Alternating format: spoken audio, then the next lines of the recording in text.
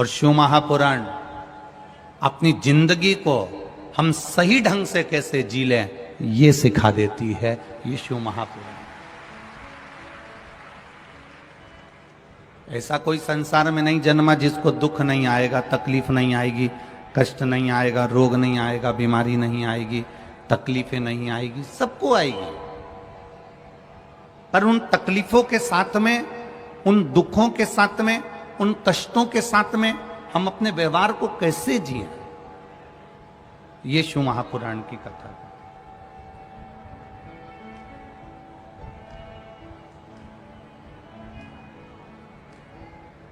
एक बार स्वामी विवेकानंद जी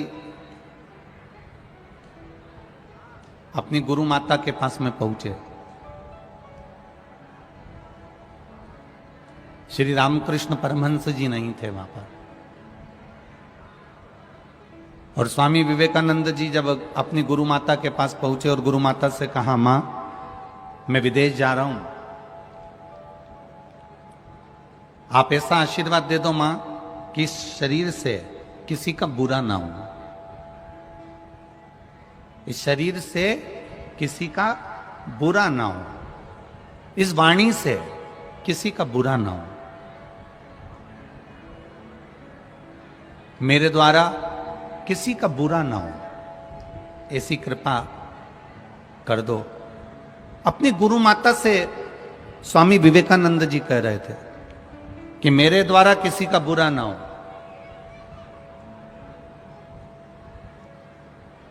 गुरु माता बैठी हुई थी और गुरु माता सब्जी बना रही थी, भाजी बना रही थी, दाल बना रही थी। और उन्होंने स्वामी विवेकानंद जी, वो तेरे पास में चक्कू पड़ा है, तेरे पास में जो चाकू पड़ा है ना, वो चाकू मुझे दे दे। बिल्कुल गुरु माता के बिल्कुल पास में चाकू पड़ा था, पर गुरु माता ने चाकू नहीं उठाया और स्वामी विवेकानंद से कहा कि वो चाकू उठा के मुझे दे दे। बहुत ध्यान लगाकर सुनना कथा को। स्वामी विवेकानंद जी कह रहे हैं, मां मुझे आशीर्वाद दो कि मेरे शरीर के द्वारा, मेरे द्वारा, मेरी वाणी के द्वारा किसी का दिल ना दुखे, किसी को कष्ट ना हो, किसी को तकलीफ ना हो, किसी को कोई दुख ना हो। गुरु माता ने कहा तेरे पास में चाकू पड़ा है, मेरे को उठा कर दे दे। स्वामी विवेकानंद जी ने चाकू दिया तो गुरु माता ने कहा, स्वामी विवेकानंद तू जिंदगी में कभी किसी का बुरा कर ही नहीं सकता, मुझे आशीर्वाद देने की जरूरत नहीं है। स्वामी विवेकानंद ने गुरु माता के चरण पकड़कर कहा, मां तू कैसे कह सकती है कि मैं किसी का बुरा नहीं कर सकता।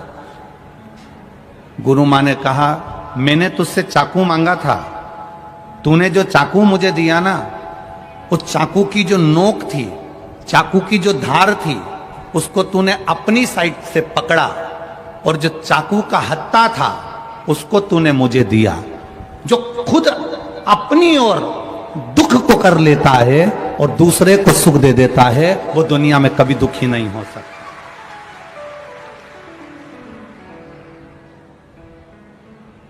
अपना सुख देखने के लिए हम दूसरे को अगर दुख दे रहे हैं, मेरा निवेदन, इतने सारे लोग यहां पर कथा सुनने के लिए आए हैं, बाउंड्री पर कार्यकर्ता खड़े हैं, इन लोगों से एक निवेदन जरूर करूंगा, तुम्हारे पीछे बहुत सारे लोग कथा को सुनने के लिए बैठे हैं, तुम्हारे द्वारा किसी को कष्ट ना हो इसलिए तुम भी बैठ सकते हो।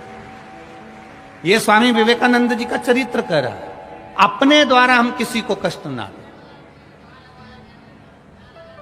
अपने द्वारा हम किसी को दुख ना दें,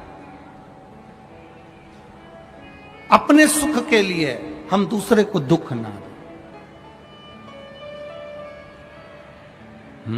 मत बुरे कर्म कर वरना पछताएगा, भगवान की आंखों से तू बच नहीं पाएगा, तू बच नहीं पाएगा।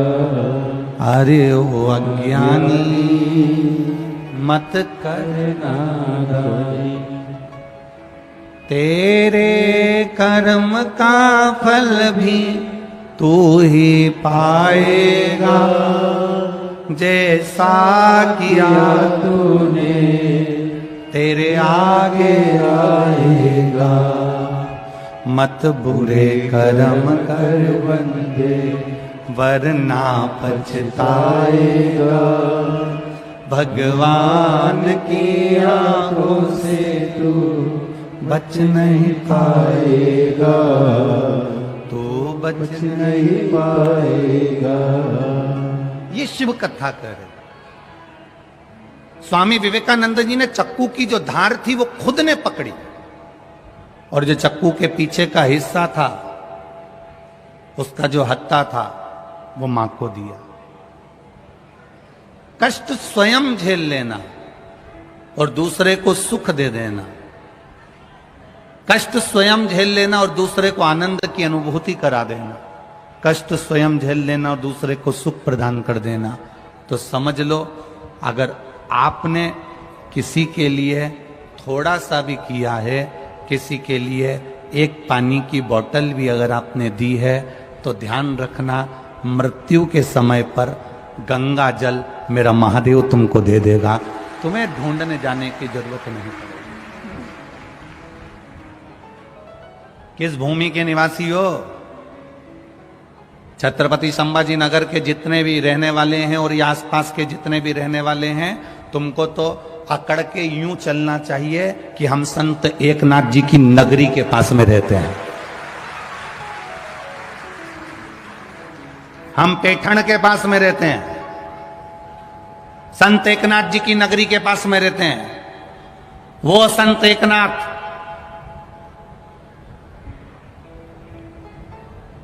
जो त्रिवेणी के संगम पर से गंगा का जल भरकर रामेश्वर भगवान को चढ़ाने के लिए जा रहे थे।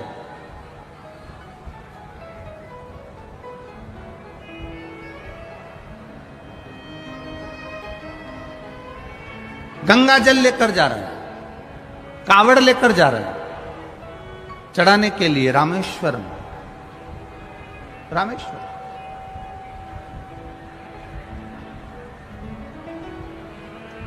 संत एकनाथ जी के मन में भाव जागृत हुआ कि मेरा मन है कि मैं रामेश्वर जाऊं और गंगा जी का जल शिव जी को चढ़ाऊं।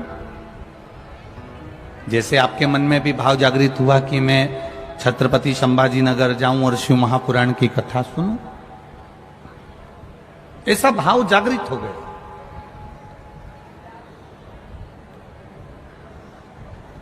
अब संत एकनाथ जी अपनी टोली के साथ में पहुंच गए त्रिवेणी के संगम पर, गंगा जी, यमुना जी, सरस्वती जी के तट पर। जल भरा, कांवड़ ली, चल दिए। अब भोले तो भोले, शिव तो शिव। शंकर भगवान जैसी परीक्षा दुनिया में कोई नहीं लेता। जितनी शिव परीक्षा लेते हैं उतना कोई नहीं लेता। जितनी शिव परीक्षा लेते हैं उतनी परीक्षा कोई नहीं ले सकता, और जितना शिव देते हैं उतना दुनिया में कोई नहीं दे सकता।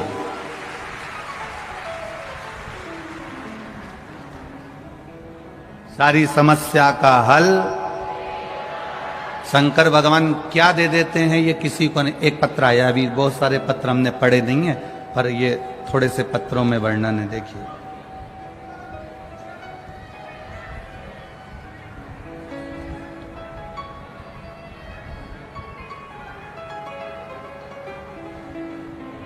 शोभा आत्माराम चौहान, चीखली, जिला बुल्ढाना, महाराष्ट्र की रहने वाली हूं। मोबाइल नंबर ये है, कहीं बैठी हो तो हाथ हिलाइएगा। अगर कहीं बैठी हो तो हाथ हिलाइएगा। शोभा आत्माराम चौहान, चीखली, जिला बुल्ढाना, महाराष्ट्र। मोबाइल नंबर ये है, कहीं बैठी हो तो हाथ हिलाइएगा। अब एक तो तुम इतने सारे तो आए हो, देखोगे भी नहीं कि कहाँ बैठे हो, ठीक है। फिर भी अगर कहीं बैठी हो तो हाथ हिला दीजिएगा। शोभा आत्माराम चौहान, चीखली, बुल्ढाना, महाराष्ट्र। मोबाइल नंबर, मेरा नाम शोभा चौहान है। मेरी बेटी 5-6 साल से परीक्षा की तैयारी कर रही थी गवर्नमेंट की, लेकिन उसको कोई भी रिजल्ट नहीं आया। बहुत परेशानी आ रही थी। 2 से 3 बार जॉब मिलने के आसार लगे पर हुआ नहीं। जब सद्गुरु से हार गई, सब जगह से जब परेशानी आने लगी, तब उसने पशुपतिनाथ का व्रत किया और शिवजी पे 1 लोटा जल चढ़ाना प्रारंभ करा। शंकर भगवान पे 1 लोटा जल चढ़ाती और शिवजी को 1 लोटा जल चढ़ाती और पशुपतिनाथ का व्रत करती। 1 लोटा जल देवादिदेव महादेव को चढ़ाकर, शिवजी पर जल चढ़ाकर पशुपतिनाथ का व्रत करती। और अब विश्वास उसका बढ़ गया। उसने मुझसे कहा, मां, शिवजी ही अब मुझे पास कर सकते हैं और मेरे अब गवर्नमेंट जॉब लगेगी, निश्चित है। बाबा की कृपा का मैं क्या वर्णन करूं गुरुदेव। पशुपतिनाथ का दूसरा सोमवार हुआ और बाबा की कृपा से मुंबई पुलिस में मेरी बेटी का जॉब लग गया। मैं बाबा को यहां प्रणाम करने के लिए आई। ये शिव तत्व है, ये ओगरदानी, ये त्रिकालदर्शी, ये कैलाशी, ये अविनाशी, ये शिव है, ये बाबा देवादिदेव महादेव, ये भगवान शिव है। आपका किया गया विश्वास, आपका किया गया भरोसा, आपका किया गई दृढ़ता कहीं ना कहीं सुख देती ही है। एक पत्र और बड़ा सुंदर है।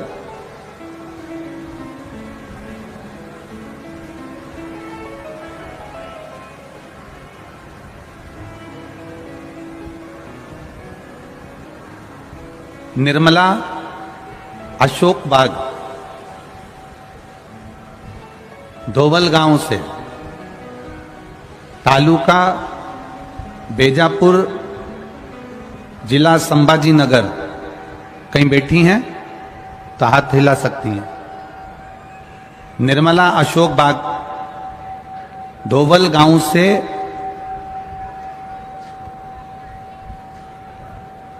बेजपुर, जिला संभाजी नगर। कहीं बैठी हो तो हाथ, आप ही हैं? दोनों हाथ हिला दो ऐसा। हाँ, दोनों हाथ हिला दो ऐसा। गुरुजी, मेरी पड़ोसन सीहोर गई थी, वहां से कंकर लाई थी। कंकर को ही मेरी पड़ोसन ने मुझे लाकर दे दिया और शंकर जी के मान में पूजन करने लगी। मेरी पड़ोसन ने कहा, ये वो कंकर है। सीहोर वाले गुरुजी कहते हैं कि कंकर शंकर की भूमि का कंकर स्पर्श मात्र हो जाए और पूजन हो जाए तो वो 3 महीने में फल प्रदान कर देता है, 3 महीने में फल दे देता। गुरुजी, मेरी बेटी कई साल से परीक्षा दे रही थी पर उसकी कोई नौकरी नहीं लग रही थी। बस कंकर को पड़ोसन ने दिया और उसकी पूजन मेरी बेटी ने करना प्रारंभ करा। आप कहते हो 3 महीने में कार्य पूर्ण होता है। मेरी बेटी की सर्विस बैंक में मैनेजर के पद पर 2 महीने के अंदर हो गई। मैं बाबा को यहां प्रणाम करने के लिए आया। दोनों हाथ हिला दो एक बार ऐसा। हर हर महादेव। बैठिए बहन, बैठिए। श्री शिवाय नमस्ते। शिव तत्व को जानने का मौका मिला। हम बाबा के भजन को करें, स्मरण को करें, कीर्तन को करें, मंत्र जाप करें, नाम जाप करें, नाम कीर्तन करें। जो सुख की अनुभूति होती है वो अपने आप में एक बल प्रदान करती है। जाओ, देवराज चोरी का धन लेकर शंकर जी के मंदिर में पहुंच तो गया पर मन नहीं लगा पाया। भगवान शिव से उसका दिल नहीं लगा पाया, हृदय नहीं जोड़ पाया। कई लोग कथा में चले तो जाते हैं पर कथा में मन नहीं लगा पाते। हम कई बार कहते हैं, आज फिर कह रहे हैं, आप अपने दिल को शिव से जोड़ सको तो शिव महापुराण की कथा में जरूर जाओ। और यदि आप केवल भीड़ बढ़ाने के लिए आ रहे हो तो शिव महापुराण की कथा में बिल्कुल मत आओ। दिल लगाने के लिए आना, भीड़ बढ़ाने के लिए नहीं आना। बाबा की कथा में पहुंचो तो हृदय लगाने के लिए, दिल लगाने के लिए, हृदय को बाबा से जोड़ने के लिए पहुंचो।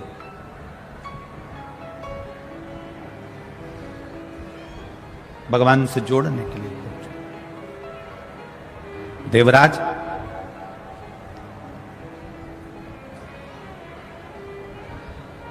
चोरी का धन लेकर, अब उसका मन जब नहीं लगा तो वो धन को उठाया लेकर वापस मंदिर की ओर चला।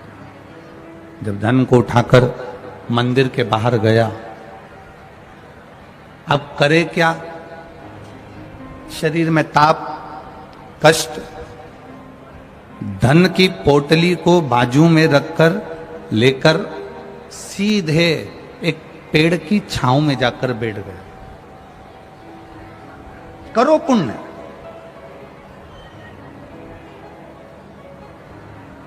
देवराज को नहीं मालूम कि मैं बेलपत्री के पेड़ के नीचे हूं।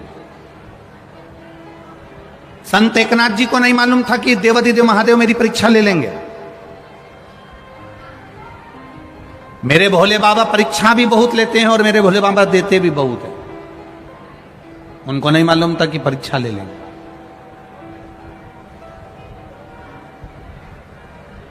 चले। देवराज जैसे पेड़ के नीचे जाकर बैठा, संत एकनाथ जी गंगा का जल लेकर, कांवड़ लेकर रामेश्वर के लिए निकल गए। और संत एकनाथ जी जब रामेश्वर के लिए निकले,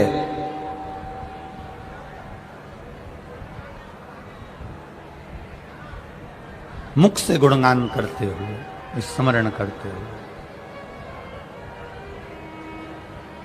बोलते बोलते ओम नमः शिवाय, शिवाय नमः, ओम नमः शिवाय, शिवाय नमः, ओम नमः शिवाय, शिवाय नमः, ओम नमः शिवाय, शिवाय नमः, ओम नमः शिवाय, शिवाय नमः, ओम नमः शिवाय, शिवाय नमः, शिवाय नमः, शिवाय नमः, ओम नमः शिवाय, शिवाय नमः। चले। संत एकनाथ जी बोलते बोलते चले। अब देखिए मेरे महादेव ने क्या परीक्षा ली। परीक्षा बहुत लेता है बाबा, और परीक्षा लेने के बाद जब देता है तो कमी नहीं देता। यह आप लोगों की परीक्षा है। चिलचिलाती हुई धूप, पार्किंग भी 2 किलोमीटर दूर, वहां से पैदल चलकर यहां तक आना, चिलचिलाती धूप में बैठना और बैठकर महादेव का भजन करना, बैठकर भगवान शिव का गुणगान करना। और उसमें भी पड़ोसन कहीं निकल कर जा रही है तो लात रखती रखती चली जा रही है। कोई ने बैग अपने ऊपर रख दिया, कोई ने पांव रख दिया, कोई ने हाथ रख दिया, कोई पड़ोसन बात कर रही है तो कोई कोहनी मार रही है, तो कोई कुछ कर रही है, तो कोई कुछ कर रही है। उस बीच में महादेव से लगन लगाना ये बहुत कठिन काम है महाराज, बहुत कठिन।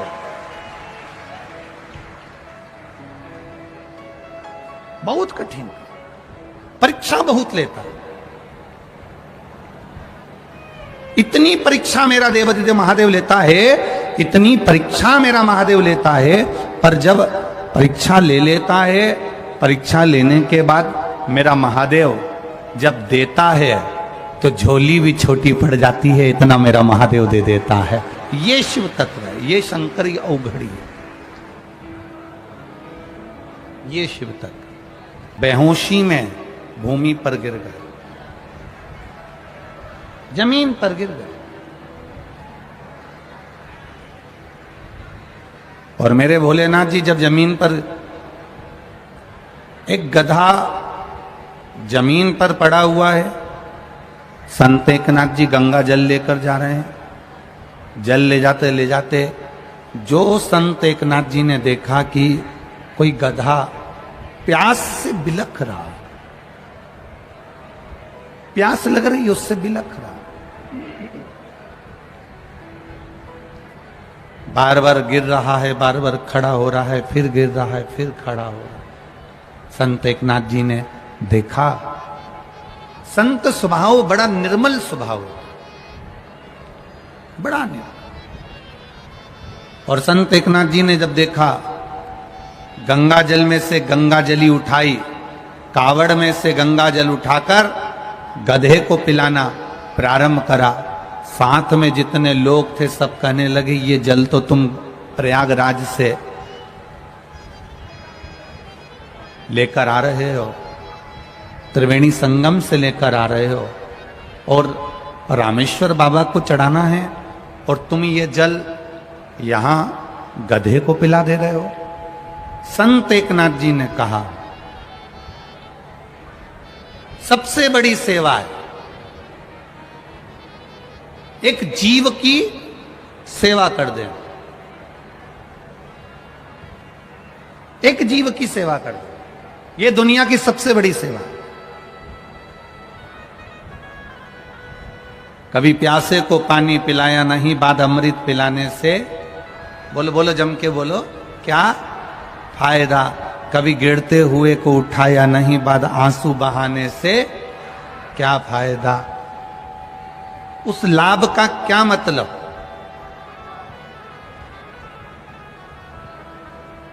कभी माता पिता का आदर किया नहीं, सम्मान किया नहीं, माता पिता के चरणों को प्रणाम किया नहीं, माता पिता को कभी आदर दिया नहीं, और वही माता पिता मरकर चले गए और उनके फोटो पर माला चढ़ाओ, प्रणाम करो, नमन करो, दंडवत करो, साष्टांग करो, तो उसका लाभ क्या।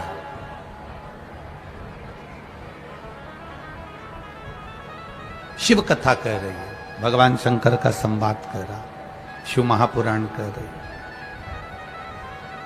बड़ी सुंदर बात शिव महापुराण कह रही है।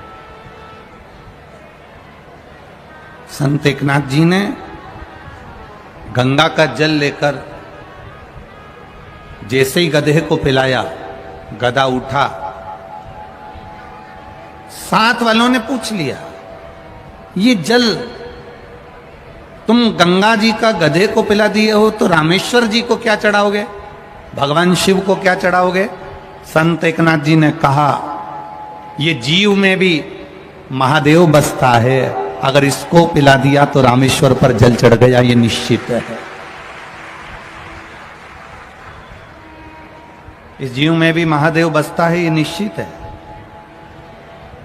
अगर मैंने इस जीव को भी पिला दिया ना, तो ये निश्चित है कि मेरे महादेव को मैंने जल चढ़ा दिया। अब संत एकनाथ जी चलते चलते चलते चलते रामेश्वर धाम पहुंच गए, और रामेश्वर धाम में जैसे ही पहुंचे, पहुंचते से ही जो मंदिर का दरवाजा बंद था, द्वार बंद था, समय के अनुसार मंदिर का दरवाजा बंद कर दिया गया था, द्वार बंद था। जैसे ही संत एकनाथ जी रामेश्वर भगवान के सामने पहुंचे, शिव के धाम पर पहुंचे, वैसे ही मंदिर के ताले टूटकर दरवाजा पूरा खुल जाता है। संत एकनाथ जी हर हर महादेव कहकर पुकारने लगते हैं। ये शिव तत्व को जानने का मौका मिला।